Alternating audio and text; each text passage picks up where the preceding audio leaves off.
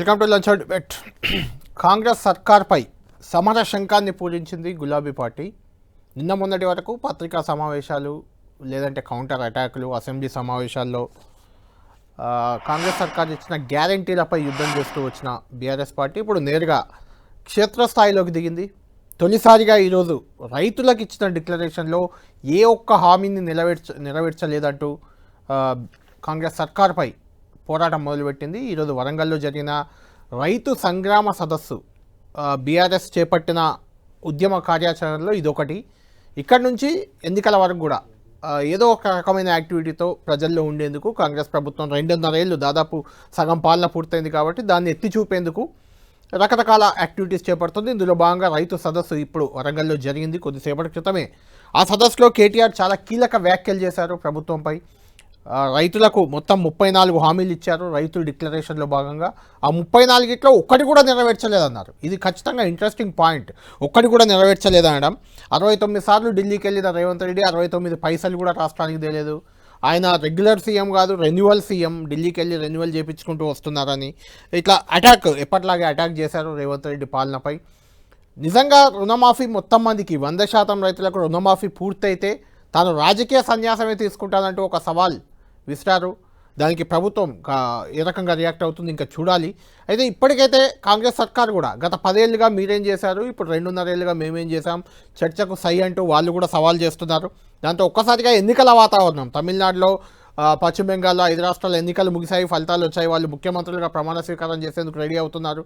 ఇక్కడ ఇంకా 2.5 ఏళ్ళ సమయం ఉన్నప్పటికీ అప్పుడే ఎన్నికల వాతావరణంలోకి రెండు ప్రధాన ప్రతిపక్షం బీఆర్ఎస్, అధికార పార్టీ కాంగ్రెస్ వెళ్ళినట్లే కనిపిస్తుంది.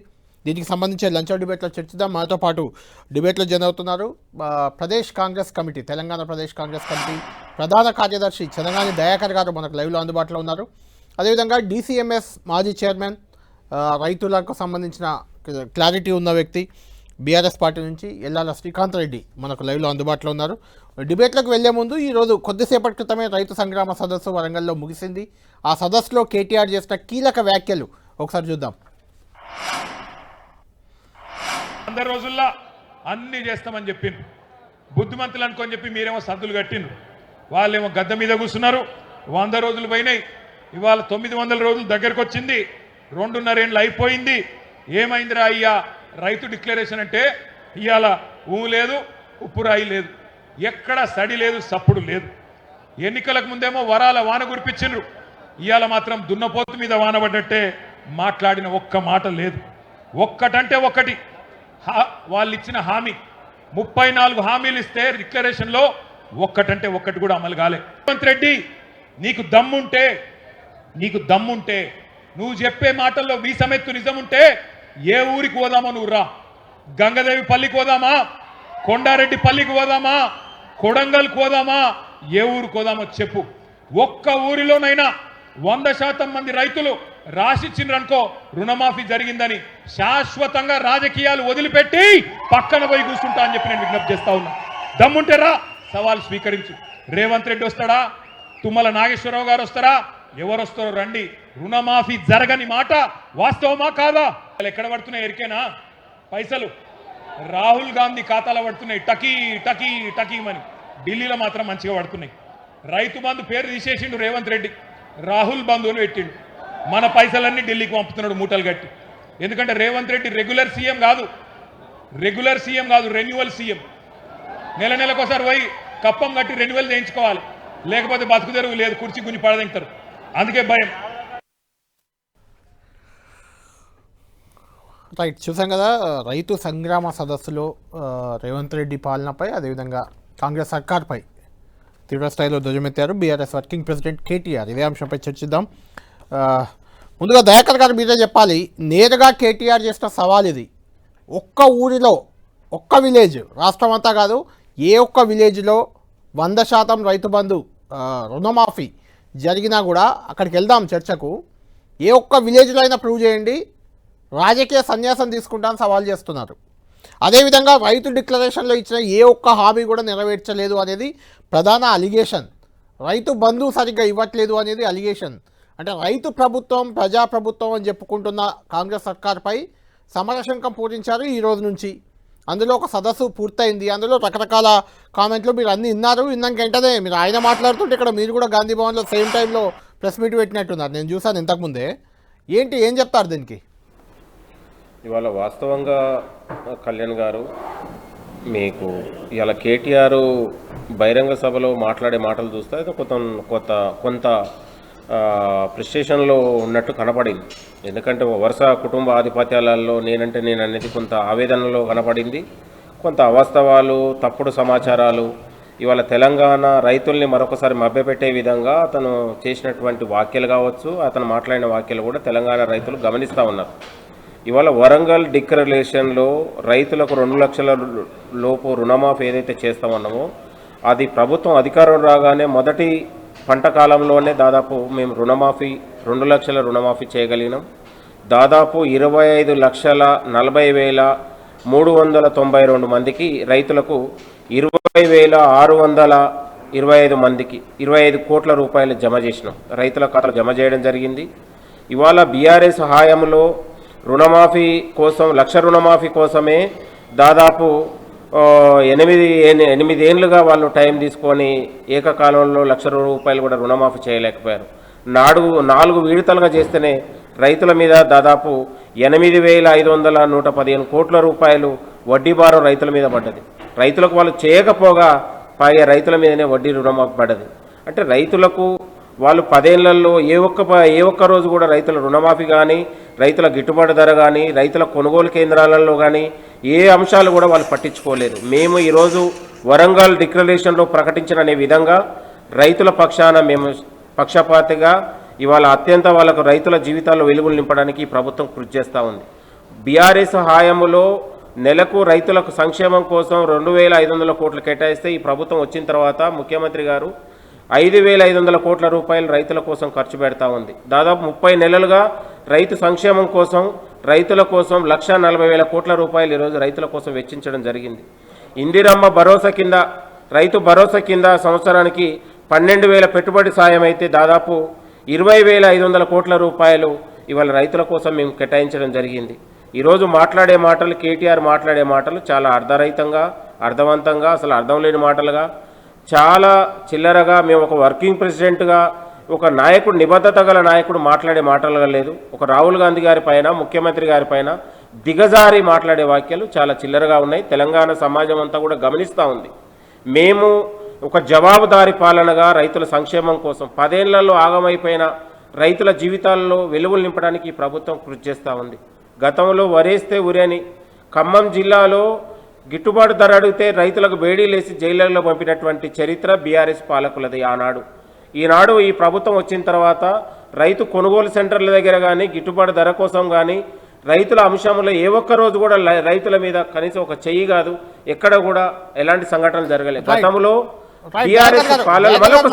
చేద్దాం. చాలా అంశాలు ఇంకున్నాయి. మీరు చెప్తున్నారు రైతులకు మేమే రైతు బంధువులం మేమని చెప్తున్నారు. చూద్దాం, మీరు రా బంధువులు అని బీఆర్ఎస్ అంటుంది. ఎందుకంటుంది? వాళ్ళకి కనిపించట్లేదా మీరు చేస్తున్న కార్యక్రమాలు? వాళ్ళు అసలు జనంలో లేరా, రైతుల్లో లేరా? అడుగుదాం శ్రీకాంత్ రెడ్డి గారిని. శ్రీకాంత్ గారు, ఇంత బాగా కాంగ్రెస్ ప్రభుత్వం పనిచేస్తుంటే, వాళ్ళు ఇచ్చిన గ్యారంటీల అమలు దిశగా వెళ్తుంటే, రుణమాఫీ పూర్తిగా చేసేసామని ఆల్రెడీ ప్రకటించేశారు. మీరు ఎందుకు, అంటే ప్రతిపక్షంగా కేవలం సర్కార్ పనితీరును విమర్శించాలే లక్ష్యమా? అందుకే ఈ డిక్లరేషన్లకు కౌంటర్గా ఈ సభలు పెడుతున్నారా, సమరం చేస్తున్నారా? లేకుంటే నిజంగానే ప్రజల్లో, రైతుల్లో అసంతృప్తి, అసహనం ఉందా? అందరికీ నమస్కారం. ఎన్టీవీ ప్రేక్షకులకు, తర్వాత కళ్యాణ్ గారికి, దయాకర్ గారికి, ముఖ్యంగా ఈరోజు రైతు డిక్లరేషన్ పేరు మీద 4 సంవత్సరాల క్రితం రాహుల్ గాంధీ గారు వచ్చి ఇదే తెలంగాణ ప్రాంతంలో చాలా అద్భుతంగా చేస్తాం, మాకు అధికారం ఇస్తే అని చెప్పడం జరిగింది. గత 10 సంవత్సరాలుగా తెలంగాణ ప్రాంతంలో రైతులు అనేక రకాలైనటువంటి మంచి సౌకర్యాలు, సాగునీరే కానివ్వండి, తర్వాత పండించినటువంటి పంటకు ధరనే కానివ్వండి, ఎటువంటి ఇబ్బంది లేకుండా ఎక్కడి స్థాయిలో, క్షేత్రస్థాయిలో ఏ గ్రామానికి ఆ గ్రామంలో కొనుగోలు కేంద్రాలు కానివ్వండి, తర్వాత ప్రపంచంలో ఎక్కడా లేని విధంగా రైతుల దగ్గర ఇంతకుముందు కిస్తీలు వసూలు చేశారు. కానీ మొట్టమొదటిసారిగా ఒక ప్రభుత్వమే రైతులకు పెట్టుబడి సాయం కింద ఇవ్వడం అనేది ఒక గొప్ప కార్యక్రమం, ఒక స్ఫూర్తివంతమైనటువంటి కార్యక్రమం కేసీఆర్ గారు ప్రారంభించారు. ఆ ప్రారంభించిన పరిస్థితుల్లో వాటర్ ఇచ్చారు, తర్వాత ఇరిగేషన్కి సంబంధించినటువంటి అనేక రకాల ప్రాజెక్టులు, ప్రతి ఊర్లో చెరువులు, తర్వాత కుంటలు మరమ్మతు చేసి ఏవైతే పడావుగా పడ్డటువంటి ప్రతి వ్యవస్థను కూడా ఇవాళ గాడిలో పెట్టి వ్యవసాయాన్ని గొప్పగా కేసీఆర్ గారు పునర్నిర్మాణం ఈ తెలంగాణ ప్రాంతంలో చేయడంతో అసలు 2014కు ముందున్నటువంటి పంట విస్తీర్ణం ఎంత తెలంగాణ రాష్ట్రంలో, 2014 తర్వాత అసలు కోస్తా రాష్ట్రాలను, కోస్తా ప్రాంతాన్ని తలదన్నే విధంగా, పంజాబ్ హర్యానా రాష్ట్రాలను తలదన్నే విధంగా గొప్పగా పంట పండినటువంటి మాట వాస్తవం. అయితే అందులో 10 సంవత్సరాలుగా రాజుగా బతికినటువంటి రైతు కేసీఆర్ గారు దిగిపోయి ఎప్పుడైతే రేవంత్ రెడ్డి గారు ముఖ్యమంత్రిగా వచ్చిండో అప్పుడే రైతులకు కష్టాలు మొదలైనవి. అంటే కనీస చిత్తశుద్ధి లేనటువంటి ప్రభుత్వం ఇది. చిత్తశుద్ధి లేకపోనివ్వండి, ఉల్టా ఇప్పుడు కేసీఆర్ గారు ఇచ్చినటువంటి స్కీములు అయితే రైతు బీమా అనేది ఒక అద్భుతమైనటువంటి స్కీమ్. అది ఏదన్నా పరిస్థితులలో రైతుకి ఏమన్నా ఇబ్బంది అయితే 5 లక్షల రూపాయలు రైతుకు సాయం అందుతుండే. ఇవాళ దాన్ని కూడా బంద్ చేసినటువంటి ఘనకార్యవంతులైనటువంటి ముఖ్యమంత్రి ఇవాళ ఈ రాష్ట్రంలో ఉన్నాడు. ఇవాళ పంటలు ఇవాళ మే 6వ తారీఖు అండి, ఇవాళ 6-7 తారీఖులలో కూడా ఇప్పటి వరకు కూడా ఏ గ్రామంలోనైనా 25% పంట కూడా సేకరించలేకపోయింది ఈ ప్రభుత్వం నిర్లక్ష్యము. ఇంత అసమర్థమైనటువంటి అవినీతిమైనటువంటి ప్రభుత్వాన్ని బహుశా ఇక్కడ దేశంలో ఎక్కడ కూడా లేదండి. ఇవాళ అన్ని సౌకర్యాలను ఇచ్చిన రైతులకు ఇవాళ సాగునీరు ఇచ్చేటువంటి పరిస్థితి లేరు. మీరు పంట పండించినటువంటి పంటకు గిట్టుబాటు ధర కానివ్వండి, కనీసం మీరు సేకరణ చేసేటువంటి పరిస్థితులు లేరు. కాబట్టి అధ్వానమైనటువంటి పరిస్థితి అయింది. ఇవాళ రుణమాఫీ గురించి చెప్తారు, సోదరుడు చెప్తున్నాడు ఇంతకుముందు. ఇవాళ 2014లో మొట్టమొదటిసారి 1 లక్ష రూపాయల రుణమాఫీ కేసీఆర్ గారు అనౌన్స్ చేశారు. 2014 నుంచి 25,000, 25,000 దశల వారీగా 4 దశలుగా 1 లక్ష రూపాయల రుణమాఫీ అయిపోయింది. మళ్ళీ తర్వాత మళ్ళొక 1 లక్ష రూపాయల రుణమాఫీ చేశారు. ఇదే రేవంత్ రెడ్డి గారు ఇప్పుడు PCC ప్రెసిడెంట్గా ఉండి రైతులను రెచ్చగొట్టి మీరు ఇప్పుడే పోండి, ఇవాళ పోండి, 1 లక్ష రూపాయల రుణమాఫీ చేసిండు కదా ముఖ్యమంత్రి కేసీఆర్ గారు, మీరు పోయి 2 లక్షల రుణమాఫీ 2 లక్షల రుణమాఫీ చేస్తారేను, పోండి 2 లక్షలు దన్నన బ్యాంకులకు పోండి అంటే పాపం అమాయకులైనటువంటి రైతులు అప్పుడు అవసరం ఉన్నా లేకున్నా బ్యాంకులలో పోయి వాళ్ళు అప్పులు తెచ్చుకున్నారు. ఇవాళ రేవంత్ రెడ్డి గారి మాట నమ్మి 2 లక్షల రూపాయల రుణం తీసుకొచ్చుకున్నటువంటి రైతులకు ఇవాళ 50% మంది ఇవాళ ఆ విధంగానే ఉన్నారు. మీరు మాఫ్ చేసింది ఎంతనండి? 20,000 కోట్లు. 45,000 కోట్లు అవసరం ఉన్నాయండి ఇవాళ రాష్ట్రంలో రుణమాఫీ చేస్తే, రేవంత్ రెడ్డి గారు చెప్పినటువంటి పద్ధతిలో రుణమాఫీ చేయాలంటే. ఇవాళ ఏదో కంటి తుడుపు చర్యగా 20,000 కోట్లు రుణమాఫీ చేసి ఇవాళ అబద్ధాలు ఎంత గొప్పగా ఆడతారంటే తుమ్మల నాగేశ్వరరావు గారు, రేవంత్ రెడ్డి గారు, అందరు మంత్రులు మొత్తం రుణమాఫీ చేసినాం, రాష్ట్రం అంతా ఒక్క రైతుకు కూడా ఇవాళ రుణమాఫీ చేయకుండా లేరు అని చెప్పి అబద్ధాలు ఆడుతున్నారు. ఇవాళ కేటీఆర్ గారు సవాల్ ఇచ్చినారు కదండి, పోండి కేటీఆర్ మన రేవంత్ రెడ్డి గారు సొంత ఊరికి పోండి, లేకపోతే వాళ్ళ అత్తగారు ఊరికి రమ్మంటున్నాడు ఆయన. ఇవాళ ఏదన్నా ఒక ఊర్లో 100% అయిందా చూపించమని చెప్తే ఈ 12,700 గ్రామ పంచాయతీలలో మీకు ఎక్కడ కూడా పోయేటువంటి పరిస్థితి లేదు. కాబట్టి అదే కాదండి ఇక్కడ, అది కాదు పాయింట్. మీరు 8 ఏళ్లలో 27,000 కోట్లు 28,000 కోట్లు చేసి రుణమాఫీ చేసామనిపించారు 1 lakh. వీళ్ళు 2 lakhs ఎట్ ఎ టైం చేసాం, దాదాపు 30,000 కోట్లు పెట్టాము, పూర్తి అయిపోయింది అని. ఆల్రెడీ రుణమాఫీ పూర్తయిన సభ కూడా ఒకటి నిర్వహించినట్లు గుర్తు నాకు. ఏంటి ఇంకా కాలేదా? ఒక్క గ్రామంలో కూడా కాలేదా 100%? గ్రామంలో కూడా 100% కాలేదండి. వాళ్ళు ఎంత అన్యాయం అంటే 1,60,000 ఉన్నటువంటి రైతు పాపం రేవంత్ రెడ్డి గారి మాట అయిని ఆ రుణం అయిన పోయి 2,60,000 రుణం తెచ్చుకున్నాడు. ఇవాళ ఏమైందంటే 2 లక్షల పైన ఉన్నటువంటి వాళ్ళు, 2 లక్షలు ఉన్నటువంటి వాళ్ళు ఏ ఒక్కరికి కూడా ఇవాళ రుణమాఫీ కాలే రాష్ట్రంలో. మీరు చేసిన ఎంత కూడా 20,000, 25,000, 50,000, 1 లక్ష రూపాయలు ఉన్నటువంటి రైతులు. నేనంటుంది అదే 2 లక్షల పైన రుణమాఫీ కాలేదు అక్కడక్కడ అనేది వాస్తవం. అది అంటే ప్రతి విలేజ్ లో 2 లక్షల పైన ఒక్కడైనా ఉండుంటారా మీ ఉద్దేశం? రైతు ఒక్కరికి కూడా కాలేదండి, ఒక్క రైతుకు కూడా కాలే. పాపం రైతులు అవసరం కొద్దీ 1 లక్ష రూపాయలు రుణం తీసుకుంటారండి మా దగ్గర. ఇప్పుడు బ్యాంకులలోకి వెళ్తారు, 1 లక్ష రూపాయలు రుణం తీసుకుంటారు, పంట పండినాక మళ్ళీ కడతారు. రేవంత్ రెడ్డి గారి మాట ఏమైందంటే 2 లక్షల వరకు రుణమాఫీ చేస్తానేసరికి ప్రతి రైతు కూడా వెళ్ళి 2 లక్షలు, 2,50,000, 2,60,000 ఆ విధంగా రుణం తెచ్చుకుంటే ఇవాళ ఏ ఒక్కరికి కూడా 2 లక్షలు, 2 లక్షల పైన ఉన్నటువంటి ఏ ఒక్క రైతుకు కూడా ఇవాళ రుణమాఫీ కాలే. కాకపోతే ఏం చెప్పారంటే ఈ గొప్ప తుమ్మల నాగేశ్వరరావు గారు గొప్ప మంత్రి, మీరు మిగతా పైన కట్టండి, మేము ఈ 2 లక్షల లోపల ఉన్నటువంటి మాఫీ చేస్తామంటే మళ్ళీ పక్కకు పోయి ప్రైవేట్ వాళ్ళ దగ్గర తీసుకొచ్చి కూడా అప్పులు కట్టినటువంటి వాళ్ళు ఉన్నారు రైతులు. ఇలా మంత్రులు, ఎమ్మెల్యేలు, కాంగ్రెస్ పార్టీ సంబంధించిన వాళ్ళు మా బాధ్యత మేము చేస్తాము, రైతులందరూ కలిసి అక్కడ వెళ్ళి మరి మాకు రుణమాఫీ కాలేదంటే మా బాధ్యత అని చెప్పి ఊరూర తిరిగిరి. ఇవాళ ఎంత అన్యాయం అంటే కళ్యాణ్ గారు, ఇవాళ ప్రతి దేవస్థానం ముంగట వచ్చి ఇవాళ బాండ్ పేపర్ రాసిచ్చారండి. ప్రతి ఊరికి వచ్చి బాండ్ పేపర్ రాసిచ్చారు. రైతు డిక్లరేషన్, మీరు ఏ పంటనన్నా పండియండి 500 రూపాయల బోనస్ ఇస్తాము, వరి పండియండి బోనస్ ఇస్తాం, మక్కలు పండియండి, సజ్జలు పండియండి, మీరు ఏ పంటనన్నా పండియండి మొత్తము కొంటము, తర్వాత అదనంగా ఎంఎస్పి ధరకు అదనంగా 500 రూపాయలు ఇస్తామంటే ఇవాళ అరగోస పడుతున్నారు రైతులు. ఇవాళ నిన్న చూసినాం అక్కడ లక్షపేట ప్రాంతంలో నిన్న గోడగూలి రాత్రి వర్షం పడితే రైతులు అక్కడ పంటను కాపాడుకుందా అని పోతే 5 రైతులు చనిపోయారు. మొన్న వరంగల్ దగ్గర కుప్ప మీదనే రైతు కుప్పగూలిపోయిండు. ఇవాళ 42-43 డిగ్రీల ఎండ ఇవాళ బయట భయంకరంగా ఉన్నటువంటి పరిస్థితులలో కూడా రైతులందరూ కూడా కళ్ళాల దగ్గర 10 రోజుల నుండి 15 రోజుల నుంచి ఇట్లా కాయలు కాసేటట్టు చూస్తున్నారు. కళ్ళ కాయలు కాసేటట్టు చాలా అన్యాయమైనటువంటి పరిస్థితుల్లో ప్రభుత్వం పనిచేస్తుంది. మీకు కనిపించట్లేదా దయాకర్ గారు? కొనుగోలు కేంద్రాల్లో కష్టాలు, మీ విలేజ్ లో 100% అయిందా? పోనీ వాళ్ళ సవాల్ ప్రకారం అడుగుతున్నాను. ఇవాళ నేనేమంటున్నా అంటే మీ విలేజ్ లో 100% రుణమాఫీ అయిందా? మీ విలేజ్ లో చెక్ చేద్దాం. మేము ఎవరైతే ప్రభుత్వం ఆ రోజు ఒక కటాఫ్ మీ గ్రామంలో చెప్పండి దయాకర్ గారు, స్ట్రైట్ గా అడుగుతున్నాను. మీ గ్రామంలో 100% రుణమాఫీ అయిందా? నేను కూడా ఒక రైతు కుటుంబం నుంచి వచ్చిన వాడిని, నాకు కూడా రుణమాఫీ జరిగింది. ఈరోజు బీఆర్ఎస్ నాయకులు చెప్పే మాటలు అబద్ధాలు. మీ గ్రామంలో 100% రుణమాఫీ అయిందా? 100% అయిందండి. మా గ్రామంలో 200 మందికి ఈరోజు రుణమాఫీ జరిగింది. కావాలంటే బీఆర్ఎస్ నాయకులు రమ్మని చూద్దాము. నేను అంటా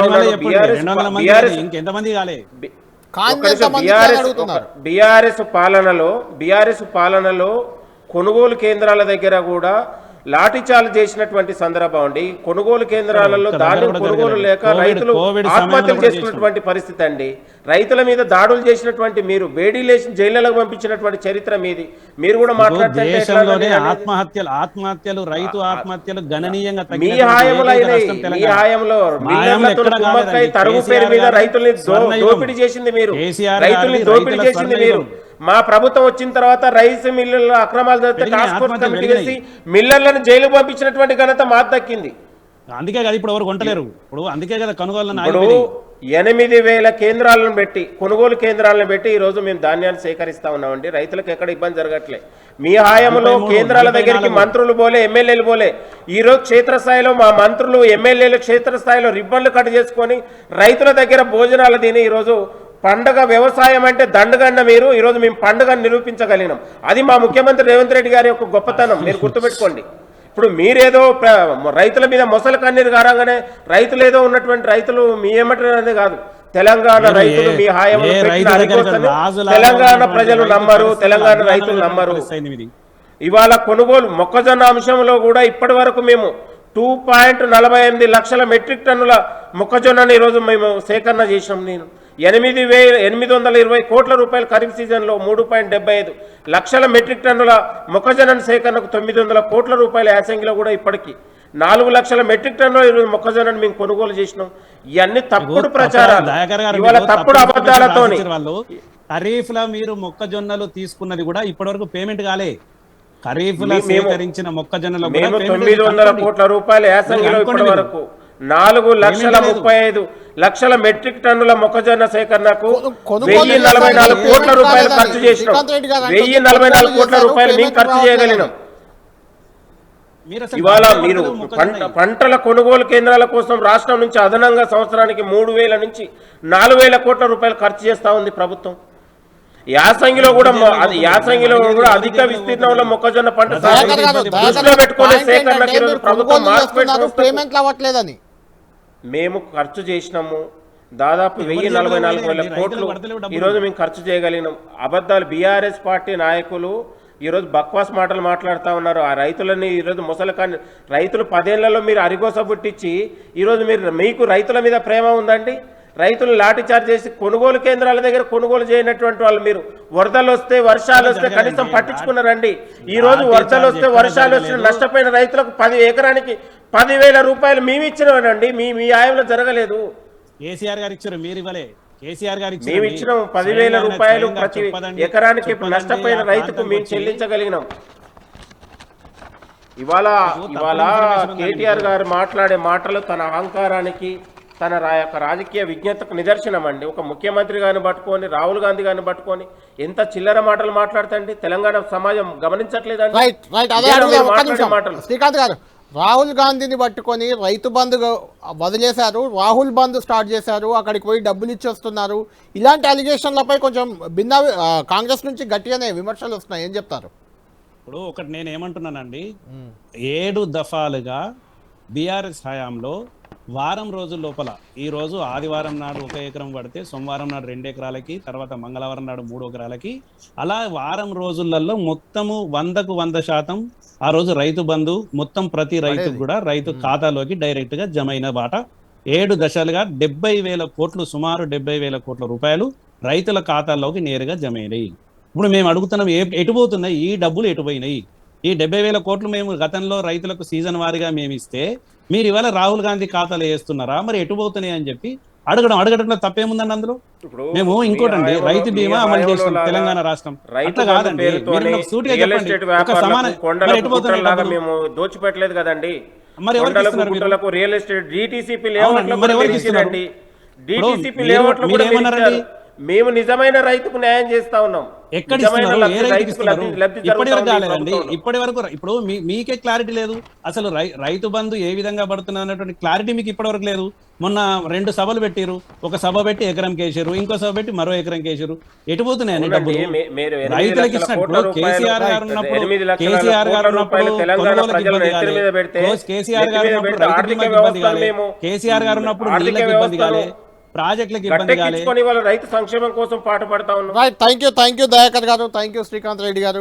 మొత్తానికి రైతు బంధువు ఎవరు, రైతు పాలిట రాబందుగా మారింది ఎవరు అనేది మాత్రం ఖచ్చితంగా ఇప్పుడు ఇంట్రెస్టింగ్ టాపిక్. ఒకరినొకరు బీఆర్ఎస్ కాంగ్రెస్ ఇద్దరు ఒకరిపై ఒకరు విమర్శలు చేసుకుంటున్నారు. ఆ ప్రభుత్వంలో జరిగిన మంచి ఉంది, అప్పుడు జరిగిన తప్పులున్నాయి, ఇప్పుడు జరుగుతున్న మంచి ఉంది, తప్పులున్నాయి. ఎవరిని రైతులు ఓన్ చేసుకోగలుగుతారు, రైతు ఎవరి ప్రభుత్వ హయాంలో బాగున్నాడు అని తేలబోతుంది, రైతుల మద్దతు ఎవరికి ఉండబోతుంది రానున్న ఎన్నికల్లో అనేది ఇంట్రెస్టింగ్ టాపిక్.